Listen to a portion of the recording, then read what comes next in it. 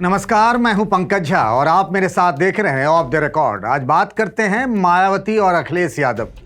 क्या मायावती के गेम में फंस गए हैं अखिलेश यादव? क्या मायावती अखिलेश यादव से बदला ले लेंगी? क्या अखिलेश यादव अब डिंपल यादव को आजमगढ़ से चुनाव नहीं लड़वाएंगे? बहुत सारे सवाल उठ गए हैं मायावती के सिर्फ एक बयान से। आप जानते हैं कि 23 जून को यूपी में लोकसभा की 2 सीटों पर उपचुनाव हो रहा है। पहली सीट है आजमगढ़, जहां से अखिलेश यादव 2019 में लोकसभा के सांसद बने थे। कुछ ही महीनों पहले वो जब विधायक चुने गए मैनपुरी से, तो उन्होंने लोकसभा की सीट से इस्तीफा दे दिया। उसी तरीके से आजम खान रामपुर से लोकसभा के सांसद थे, वे भी विधायक चुने गए और उन्होंने रामपुर के लोकसभा सांसद पद से इस्तीफा दे दिया।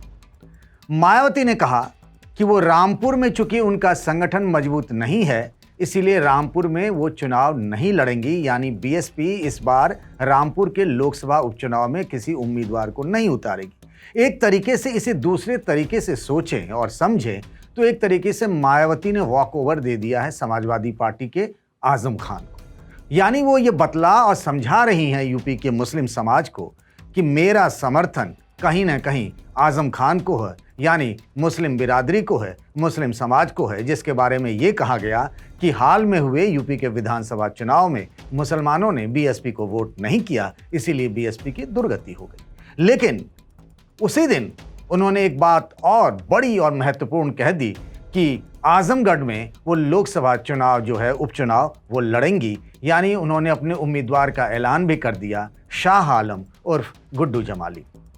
शाह आलम उर्फ गुड्डू जमाली कुछ दिनों पहले तक समाजवादी पार्टी के नेता हुआ करते थे।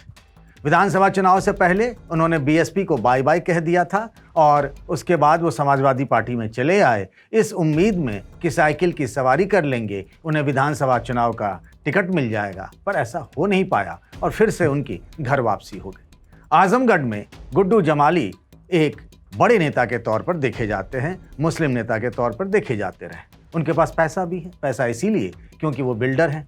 पूर्वांचल नाम की जो कंस्ट्रक्शन कंपनी है, जिसका नोएडा से लेकर लखनऊ तक फ्लैट बन रहे हैं, उसके वे मालिक भी हैं। तो गुड्डू जमाली बीएसपी से वहाँ पर लोकसभा उपचुनाव के उम्मीदवार होंगे। एक तरीके से जब ये राज्यसभा के लिए उम्मीदवारों का ऐलान हो रहा था तो डिंपल यादव पर सहमति बन चुकी थी, डिंपल यादव को राज्यसभा से भेजा जाना था। लेकिन अचानक से राजनीतिक परिस्थितियां बदली और डिंपल यादव का नाम उस लिस्ट से, उम्मीदवारों के लिस्ट से कट गया और उनके बदले में जयंत चौधरी आरएलडी के जो नेता हैं उनकी एंट्री हो गई। अब ये समझा जा रहा है कि आजमगढ़ से अखिलेश यादव की जगह उनकी पत्नी डिंपल यादव लोकसभा का चुनाव लड़ेंगी। अब मैं आपको थोड़ा सा पीछे ले चलता हूँ। ये बात करीब 12-13 साल पहले की है, बात 2009 की है। 2009 में अखिलेश यादव जब लोकसभा के चुनाव हुए तो 2 जगहों से चुनाव लड़े, फिरोजाबाद और कन्नौज। वो दोनों जगहों से सांसद चुन लिए गए, तो फिर एक सीट तो छोड़नी पड़ती है। उन्होंने कन्नौज की सीट बरकरार रखी और फिरोजाबाद उन्होंने सीट छोड़ दी। उसके बाद उस जगह जो उपचुनाव हुआ, वहाँ से अखिलेश यादव ने, और ये फैसला मुलायम सिंह यादव का था, उनकी जगह, अखिलेश की जगह पर डिंपल यादव चुनाव लड़ गई और कांग्रेस से वहाँ राजबब्बर चुनाव लड़ने आ गए। लोगों ने ये सोचा था कि फिरोजाबाद से, चूंकि समाजवादी पार्टी का गढ़ है ये पूरा का पूरा इलाका, इटावा, मैनपुरी, फिरोजाबाद, औरैया, एटा, ये सब समाजवादी पार्टी का लंबे अरसे से गढ़ माना जाता रहा। लोगों को लगा, हमने भी सोचा, मैं उन दिनों लखनऊ में हुआ करता था, कि बड़ी आसान जीत होगी डिंपल यादव की। लेकिन देखिए, राजनीति में कभी भी कुछ निश्चित नहीं होता है। राजबब्बर ने डिंपल यादव को उस उपचुनाव में हरा दिया।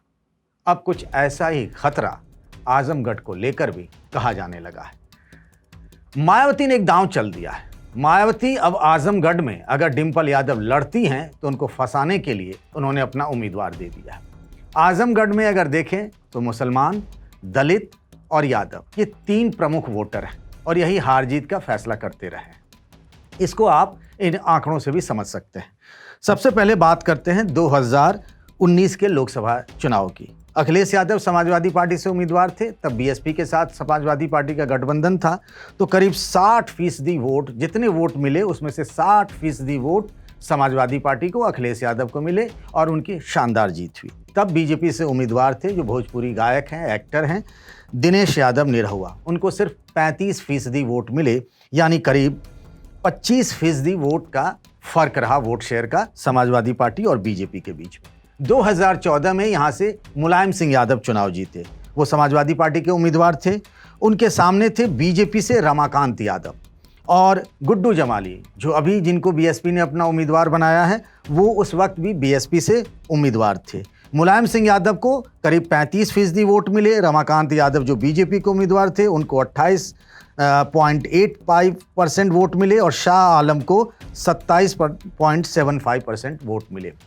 यानी समाजवादी पार्टी और माफ़ करिएगा बीजेपी और बीएसपी के बीच में 1% के वोट शेयर का फर्क रहा। यानी बीएसपी ने करीब 27-28% वोट तब लाया था जब गुड्डू जमाली वहाँ थे। ये बात 2014 की है और उस वक्त जब बीजेपी की लहर थी और उस वक्त 80 में से आप जानते हैं कि सिर्फ 5 सीट मिली थी समाजवादी पार्टी को और 1 सीट रायबरेली जो है कांग्रेस को मिली थी। तो कुल 74 लोकसभा सीटें सहयोगी दलों के साथ मिलकर बीजेपी ने जीत ली थी और प्रचंड बहुमत मिला था यूपी के कोटे से अगर देखें तो। 2009 में भी रमाकांत यादव बीजेपी से चुनाव जीते थे। उनके मुकाबले अकबर अहमद डंपी थे बीएसपी से। तब भी बीएसपी को 28% का वोट शेयर मिला। ये मैं आंकड़े इसीलिए बता रहा हूँ कि क्योंकि बीएसपी का वहाँ वोट शेयर ठीक ठाक है और अगर बीएसपी ने इस बार भी गेम में अच्छा वोट शेयर बना लिया तो फिर डिंपल यादव अगर चुनाव लड़ती हैं तो फिर उनकी लिए जीत की राह जो है बहुत मुश्किल हो सकती है। मायावती ने एक तरीके से गेम फंसा दिया है। समाजवादी पार्टी में एक तरीके से ये तय हो चुका है कि डिंपल यादव ही आजमगढ़ से लोकसभा का उपचुनाव लड़ेंगी। लेकिन मायावती के इस नए पैंतरे के बाद क्या अखिलेश यादव अपना उम्मीदवार बदल सकते हैं? अब इसमें भी लोचा है, राजनीतिक लोचा है। अगर वो उम्मीदवार बदल देते हैं तो एक मैसेज ये जाएगा कि अखिलेश यादव हार के डर से ऐसा फैसला लेने को मजबूर हुए, और अगर लड़ा देते हैं, डिंपल यादव चुनाव हार जाती हैं, तो फिर तो बड़ी जगहसाई हो जाएगी। और इतिहास दोहराता है, ये कहावत बड़ी पुरानी है, फिरोजाबाद वाली कहानी कहीं आजमगढ़ में तो नहीं दोहरा दी जाएगी। और ये बीजेपी को भी सूट करता है। अगर डिंपल यादव हार जाती हैं वहाँ से तो ये भी खिचड़ी पक सकती है कि बीजेपी भी कहीं ना कहीं वहाँ पर उतनी मजबूती से ना लड़े, बीएसपी को ही आगे कर दे, ऐसा भी हो सकता है। और बीएसपी के साथ ऐसा है कि गुड्डू जमाली उम्मीदवार के तौर पर अगर वहाँ चुनाव लड़ रहे हैं, उनके पास पैसा भी है, उनके पास लोकप्रियता भी है, वो आजमगढ़ के लोगों को जानते भी हैं। तो एक तरीके से मायावती ने रामपुर में आजम खान को इनडायरेक्ट सपोर्ट करके और आजमगढ़ में अखिलेश यादव के लिए नई मुश्किल खड़ी करके एक तरीके से अखिलेश यादव को अभी तो ऐसा लग रहा है कि चक्रव्यूह में कम से कम फंसा दिया है।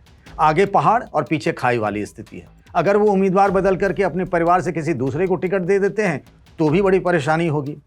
और आजमगढ़ में एक बात और भी बहुत महत्वपूर्ण है, समाजवादी पार्टी यहाँ खेमों में बटी हुई है। यहाँ 2 बड़े नेता हैं समाजवादी पार्टी के, दुर्गा प्रसाद यादव और बलराम यादव। इन दोनों के बीच में शुरुआत से ही 36 का रिश्ता रहा है। अगर डिंपल यादव आ जाती है तब तो दोनों मिलजुल कर डिंपल यादव को जिताने के लिए काम करेंगे। अगर कोई तीसरा उम्मीदवार या दूसरा उम्मीदवार आ जाता है तो फिर दोनों अपनी गोटियां चलने लगेंगे और इसका सीधा सीधा नुकसान समाजवादी पार्टी को होगा। तो मायावती के इस नए दांव से अखिलेश यादव की मुश्किलें बहुत बढ़ गई हैं। अब अखिलेश क्या फैसला करते हैं, इस पर सबकी नजर होगी। ऑफ द रिकॉर्ड में आज के लिए बस इतना ही। अगले एपिसोड में किसी और नई टॉपिक पर आपसे मिलेंगे। तब तक के लिए अपना ख्याल रखिएगा। नमस्कार।